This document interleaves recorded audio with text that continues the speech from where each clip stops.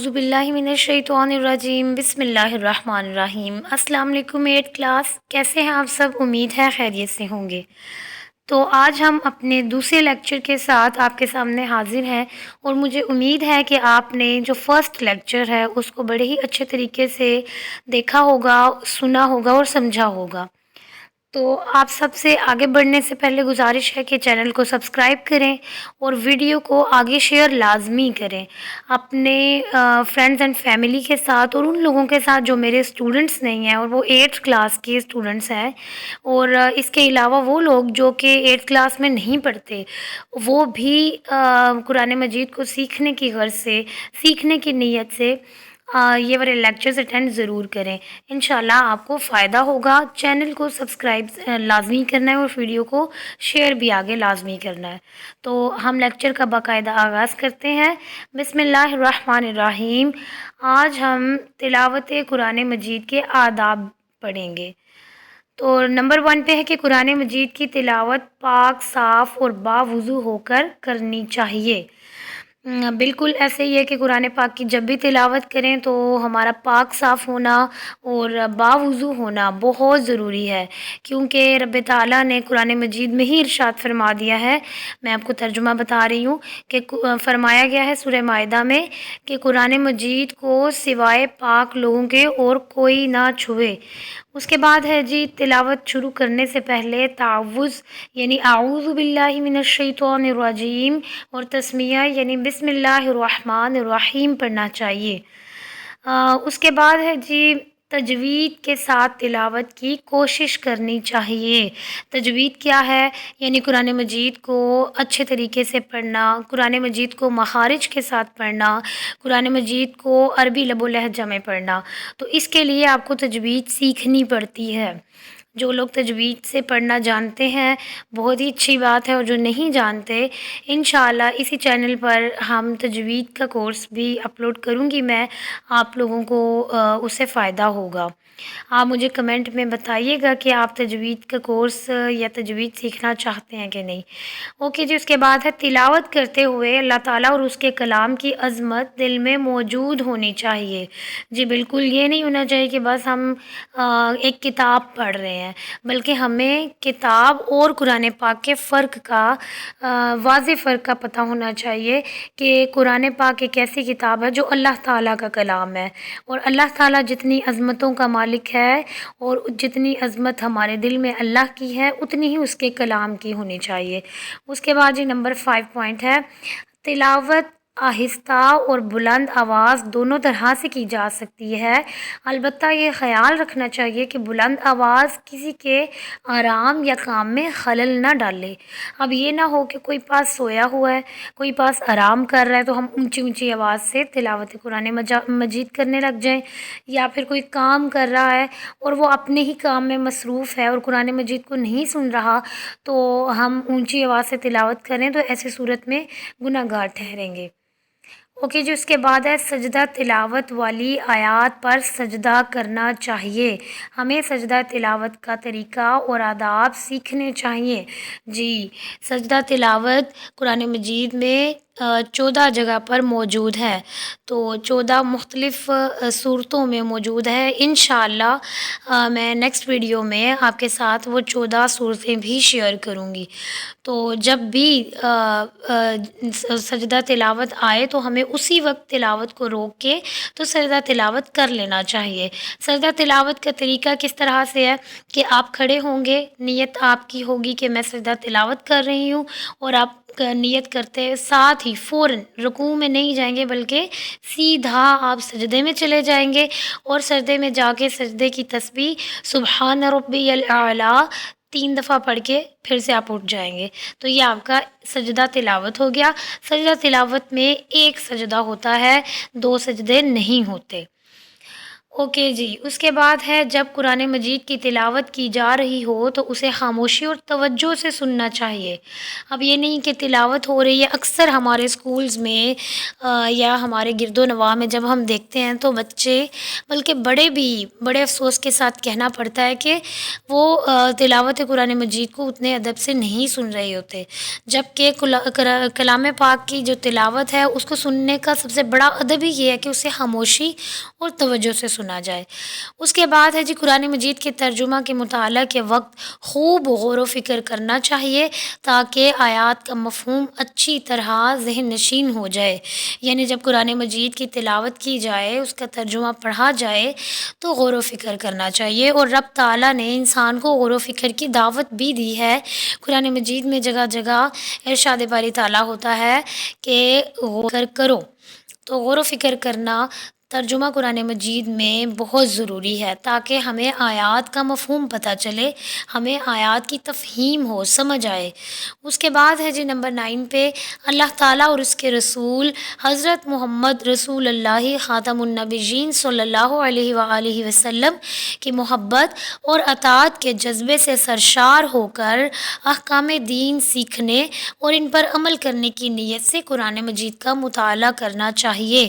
یہاں میں ایک چھوٹی سی حدیث آپ کے سامنے پیش کرنا چاہتی ہوں جو کہ آپ نے بہت دفعہ سنی بھی ہے اور ہماری بکس میں لکھی ہوئی ہے، ہمارے اسکولوں میں بعض اوقات لکھی بھی ہوتی ہے کہ اعمال کا دار و مدار نیتوں پر ہے۔ جی، تو جب ہماری نیت ہے کہ ہم کس نیت سے قرآن مجید کی تلاوت کر رہے ہیں، دین سیکھنے کے لیے اور اللہ اور اس کے رسول کی محبت اور اطاعت کے لیے، اور ان باتوں پر جو اللہ اور اس کے رسول صلی اللہ علیہ وسلم نے ہمیں سکھائیں بتائیں، ان پر عمل کرنے کی نیت سے جب ہم قرآن مجید اور اس کے ترجمے کا مطالعہ کریں گے تو انشاءاللہ اس نیت کا ہمیں بے حساب اور بے شمار ثواب ملے گا۔ اچھا جی، اس کے بعد نمبر 10 پہ ہے کہ اللہ تعالیٰ کہ نمبر 11 اللہ تعالیٰ، اچھا جی نمبر 10 ہے اللہ تعالیٰ اور حضرت محمد رسول اللہ خاتم النبیین صلی اللہ علیہ وآلہ وآصحابہ وسلم کی عظمت اور جنت کی خوشخبری والی آیات اور ترجمہ پڑھتے وقت خوشی کے اظہار اور شکر کے ساتھ اللہ تعالیٰ سے اس کی رضا اور جنت کی دعا مانگنی چاہیے۔ جی، اور یہ ممکن کب ہوگا؟ یہ تب ممکن ہوگا جب ہمیں قرآن مجید کا ترجمہ آتا ہوگا۔ قرآن مجید کا ترجمہ آئے گا تو ہمیں پتہ چلے گا نا کہ رسول پاک صلی اللہ علیہ وسلم کی عظمت کہاں پہ بیان ہو رہی ہے، جنت کی خوشخبری والی آیات کون سی ہیں۔ ویسے تو ہم عربی میں تلاوت کرتے ہی ہیں، لیکن جب تک ہمیں ترجمہ اس کا سمجھ نہیں ہوگی تو ہم کیسے خوشی کا اظہار کر سکیں گے۔ اسی تھیم کو، اسی مقصد کو مقصد بناتے ہوئے جو ہماری گورنمنٹ ہے انہوں نے بہت ایسا قدم اٹھایا اور ہمارے بچوں کے اندر قرآن مجید کے ترجمے کو ڈیولپ کیا ماشاءاللہ سے۔ اوکے جی، نمبر 11 پہ ہے اللہ تعالیٰ کے غضب، جہنم اور اس کے عذاب والی آیات اور ترجمہ پڑھتے وقت اللہ تعالیٰ کا خوف رکھتے ہوئے جہنم کے عذاب اور اللہ تعالیٰ کے غضب سے بچنے کی دعا مانگنی چاہیے۔ جی، یہ بھی تبھی ممکن ہے جب ہم اللہ تعالیٰ کی وہ آیات جن میں اللہ تعالیٰ کے غضب اور جہنم کا ذکر ہوا ہے ان کا ترجمہ اور مفہوم ہمیں سمجھ آتا ہوگا، تبھی ہم اس کا خوف محسوس کر سکیں گے اور اس سے بچنے کی دعا کر سکیں گے۔ اوکے جی، اس کے بعد ہے کہ تلاوت کے آخر میں اپنے والدین، اساتذہ کرام، مرحومین اور پوری امت مسلمہ کے لیے سلامتی، بھلائی اور مغفرت کی دعا مانگنی چاہیے۔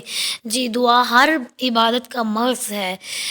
جس طرح سے کوئی بھی کام جب ہم کرتے ہیں تو اس کے لیے اینڈ پہ ہم لازمی دعا کرتے ہیں، یہ مومنین کا، مسلمانوں کا ایک طریقہ کار ہے جو کہ ہماری شریعت نے ہمیں سکھایا ہے۔ تو دعا جو ہے وہ ہمیں ہر عبادت کے بعد ضرور کرنی چاہیے۔ تو یہ تو تھے تلاوت قرآن مجید کے آداب۔ تو مجھے امید ہے، بلکہ یقین ہے کہ انشاءاللہ ان آداب کو پڑھنے کے بعد آپ ضرور ان آداب کا خیال رکھیں گے۔ تو آج ہم اس کے بعد سب سے پہلے جو شروع کر رہے ہیں وہ ہے ہماری سورہ زخرف۔ تو جی سورہ زخرف جو ہے وہ سب سے پہلے میں آپ کو بتا دوں اس کے تعارف میں کہ سورہ زخرف مکی صورت ہے۔ مکی صورت سے مراد وہ تمام صورتیں ہیں جو کہ مکہ مکرمہ میں جب نبی کریم صلی اللہ علیہ وسلم نے ابھی ہجرت نہیں فرمائی تھی، آپ مکہ مکرمہ میں تشریف فرما تھے، تب جو صورتیں نازل ہوئی ہیں ان کو مکی صورتیں کہا جاتا ہے۔ تو سورہ زخرف جو ہے وہ مکی صورتوں میں سے ایک صورت ہے۔ اس کی ٹوٹل آیات ہیں 89 یعنی 89، اور اگر ہم نیچے آئیں تو ہمیں پتہ چلے گا کہ سورہ زخرف کے اندر جو رکوع ہیں وہ کتنے ہیں؟ جی وہ ہیں 7 رکوع۔ سورہ زخرف کے رکوع کتنے ہیں؟ 7، اور اس کی آیات کتنی ہے؟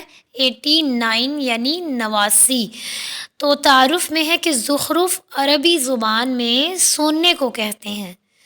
زخرف عربی زبان میں سونے کو کہتے ہیں، ہاں جی، گولڈ یعنی کہ۔ اس صورت کی آیت 34 اور آیت 35 یعنی 35 میں سونے کا ذکر اس پس منظر میں کیا گیا ہے کہ اللہ تعالیٰ کی نظر میں یہ دنیا اتنی بے حیثیت اور ہے کہ اگر اللہ تعالیٰ چاہے تو سارے کافروں کو سونے سے نہال کر دے، اسی لیے اس سورت کا نام سورہ زخرف رکھا گیا ہے۔ تو کیونکہ اس کی آیت 34 اور 35 میں سونے کا ذکر ہے، کافروں کو سونے سے ہی نہال کر دینے کا ذکر ہے، اسی لیے اس مناسبت سے اس جو سورہ مبارکہ کا نام سورہ زخرف رکھا گیا۔ اب یہاں پر بات کر لیتے ہیں کہ کافروں کو سونے سے نہال کر دینے سے کیا مراد ہے۔ بعض اوقات ہم دیکھتے ہیں کہ بہت سے ایسے لوگ ہیں جن کے اوپر اللہ تعالیٰ نے آزمائش کی غرض سے غربت طاری کی ہوتی ہے، اور اتنی اچھی ان کا لائف سٹائل نہیں ہوتا، مڈل کلاس فیملی سے تعلق رکھ رہے ہوتے ہیں جن میں ہم خود بھی شامل ہیں۔ تو دوسری طرف ہم دیکھتے ہیں کہ جو مسلمان نہیں ہیں، کافر ہیں، تو وہ کیا کر رہے ہیں کہ ان کے پاس بہت زیادہ اللہ تعالیٰ نے ان کے اوپر مطلب کرم کیا ہوا ہے، اللہ تعالیٰ نے ان کو سونا، چاندی، زیورات، گاڑی، گھر، ہر چیز سے نوازا ہوا ہے۔ تو اللہ تعالیٰ کی اس حکمت کے پیچھے صرف مسلمانوں کی آزمائش، اور اللہ تعالیٰ یہ دیکھنا چاہتا ہے، اللہ تعالیٰ یہ جاننا چاہتا ہے کہ جو میرے بندے ہیں وہ کہاں تک میرے ہیں۔ تو جی اللہ تعالیٰ نے جیسے کہ فرما دیا اس صورت میں کہ اگر اللہ چاہے تو سارے کافروں کو سونے سے نہال کر دے، یہ اللہ تعالیٰ کی قدرت سے عاری نہیں ہے۔ تو جو مسلمان ہیں اگر ان کے اوپر کوئی آزمائش آ جاتی ہے غربت کی، تو یہ صرف ایک آزمائش ہوگی۔ ہم یہ نہیں کہہ سکیں گے، نہ ہی کہہ سکتے ہیں کہ اللہ تعالیٰ نے ان کو تو جو مسلمان نہیں ہیں ان کو تو بہت نوازا ہے، اور ہم اللہ کو ماننے والوں کو تو اللہ نے غریب بنا کر رکھا ہے۔ تو یہ اللہ تعالیٰ کی آزمائش ہے، اللہ مال دے کر بھی آزماتا ہے اور مال لے کر بھی۔ اوکے جی، اس کے بعد ہے سورہ زخرف مکی زندگی کے آخری دور میں نازل ہوئی۔ یہ وہ زمانہ تھا جب حضرت محمد رسول اللہ خاتم النبیین صلی اللہ علیہ وسلم کے خلاف قریش کی سازشیں اپنے عروج کو پہنچ چکی تھیں۔ تو ظاہری بات ہے کہ جب نبی کریم صلی اللہ علیہ وسلم کے خلاف سازشیں ہو رہی تھیں، ساتھ ہی ساتھ آپ کے جو ماننے والے، آپ پر ایمان لانے والے اور اللہ پر ایمان لانے والے تھے، ان کے خلاف بھی بے حد سازشیں ہو رہی تھیں۔ تو ایسی صورت میں اللہ تعالیٰ نے مسلمانوں کی اور نبی کریم صلی اللہ علیہ وسلم کی حوصلہ افزائی کے لیے یہ سورہ مبارکہ نازل فرمائی۔ اوکے جی، سورہ زخرف کا مرکزی موضوع شرک کی مذمت اور توحید کی اہمیت کا بیان ہے۔ اب آپ نوٹ کریں گے، یا آپ نوٹ کر لیں اپنے نوٹس میں، اپنی کاپی پہ، اپنی بک پہ، کہیں پہ نوٹ کر لیں کہ جتنی بھی مکی صورتیں ہیں ان کے اندر عقیدہ توحید، عقیدہ رسالت، اور اس کے علاوہ عقائد اور آخرت، قیامت، ان چیزوں کا بہت زیادہ ذکر ہوا ہے۔ تو یہ مکی صورتوں کی پہچان میں سے ایک پہچان بھی ہے کہ جن صورتوں میں قیامت کا، آخرت کا، عقائد کا، توحید کا، رسالت کا بہت بیان ہوا ہے، وہ مکی صورت ہوگی۔ تو اس کے بعد ہے مضامین۔ اب اس کے اندر کیا کیا مضامین بیان ہوئے ہیں؟ سورہ زخرف میں توحید اور شرک کا تفصیلی تذکرہ ہے۔ 3 جلیل القدر انبیاء کرام علیہم السلام، یعنی حضرت ابراہیم علیہ السلام، حضرت موسیٰ علیہ السلام اور حضرت عیسیٰ علیہ السلام کی دعوت کا ذکر ہے۔ دعوت کا ذکر ہے سے مراد یعنی حضرت ابراہیم علیہ السلام نے، حضرت موسیٰ علیہ السلام نے، حضرت عیسیٰ علیہ السلام نے جب اپنی قوم کو دعوت توحید دی، دعوت دین دی، تو اس کا تفصیلی ذکر اس کے اندر بیان کیا گیا ہے۔ وہ سب ایک اللہ کی عبادت کرنے والے اور شرک سے منع کرنے والے تھے۔ اس کے علاوہ آخرت کے حالات بیان کیے گئے ہیں۔ اس صورت کے آخر میں پرہیزگاروں کے اچھے اور مشرکین کے برے انجام کا بیان ہے۔ میں پھر سے ایک بات دہرا دیتی ہوں کہ کیونکہ ایسا زمانہ تھا مکی دور کا کہ جس میں نبی کریم صلی اللہ علیہ وسلم پر لوگ جو ہیں وہ ظلم ڈھا رہے تھے، اور جو مسلمان تھے ان کے اوپر بھی جو زندگی ہے اس کو مشکل کر رہے تھے، اور وجہ یہ تھی کہ کیونکہ وہ دین اسلام کو قبول کرنے والے تھے، اللہ تعالیٰ کی ذات کو ماننے والے تھے، اسی لیے ان کے اوپر طرح طرح کے ظلم ڈھائے جا رہے تھے۔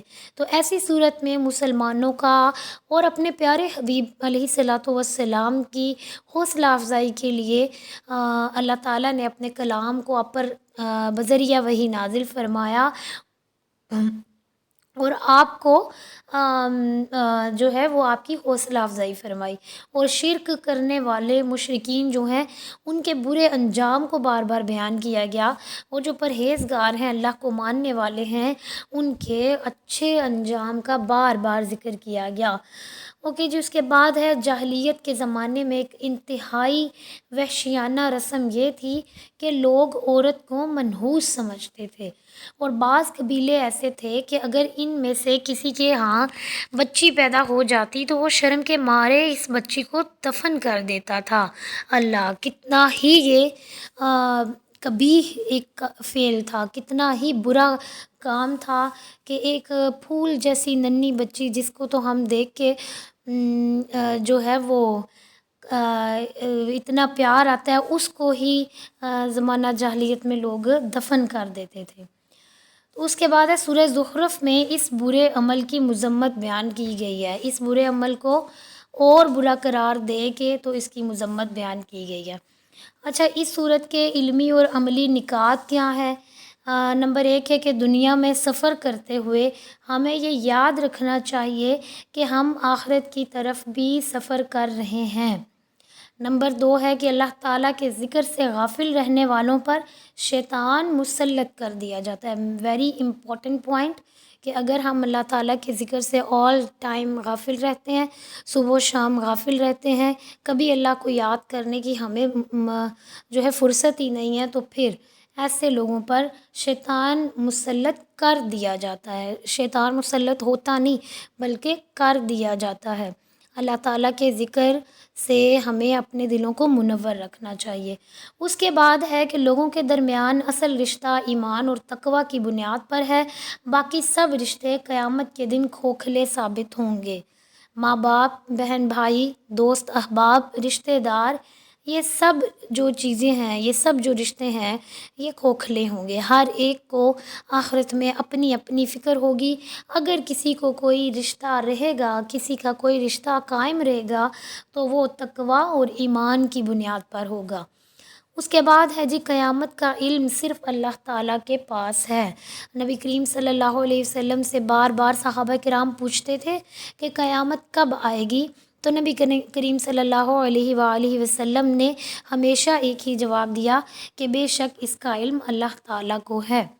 تو اللہ تعالیٰ ہمیں قیامت کی ہولناکیوں سے بچائے اور ہمیں دین اسلام پر عمل کرنے کی توفیق عطا فرمائے۔ تو میرے خیال سے اس کا جو ترجمہ ہے انشاءاللہ، ترجمہ اور تلاوت کل ہم کریں گے. اور تھرڈ لیکچر میں تو ابھی کے لیے آپ کو میں ایک اسائنمنٹ دے رہی ہوں. آپ نے کیا کرنا ہے کہ سورہ زخرف کا تعارف، اس کے مضامین اور علمی اور عملی نکات کو آپ نے پوائنٹس میں بنا کر یاد کرنا ہے. اور میں پھر ایٹ دی اینڈ آپ سے ایک کویسچنز کا میں بنا کے اپلوڈ کروں گی، آپ نے ان کا آنسر بھی دینا ہے. جزاک اللہ الخیر.